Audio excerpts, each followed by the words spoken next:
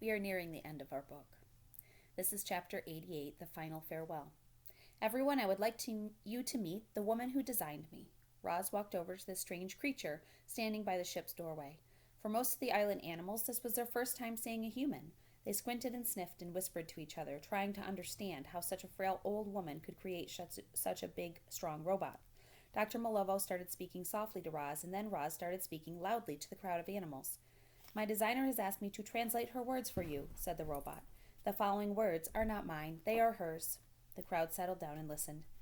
Thank you, island animals, for saving Roz. Without your help, she would have died here long ago. But you were not her only rescuers, you were also her teachers. You taught her to be wild, and she needed all of her wildness to survive, both in your world and in mine. As I look around at this wild paradise, I finally understand why Roz tried so hard to get back here. She does not belong with robots and humans. She belongs here with all of you. We cannot risk others learning about this place. That is why I will soon leave and never return, but I promise to keep your island a secret so you can all live in peace. And I will spend the rest of my days filled with wonder at the miracle that is our wild robot. The meadow fell silent. A flurry of wing beats and bright bill landed on the grass near Dr. Malovo. He gazed up at the woman, deep into her eyes, and then bowed his head. Then the other geese in his flock bowed their heads. Crown Point the buck bowed his head.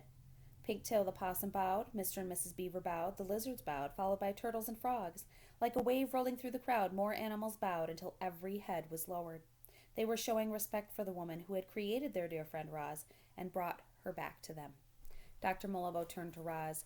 Do you understand why I can't return? She said, her eyes glistening. It's for your own good. I understand, said the robot. I only wish we had gotten to know each other better. Dr. Malovo smiled and pulled Roz into a hug.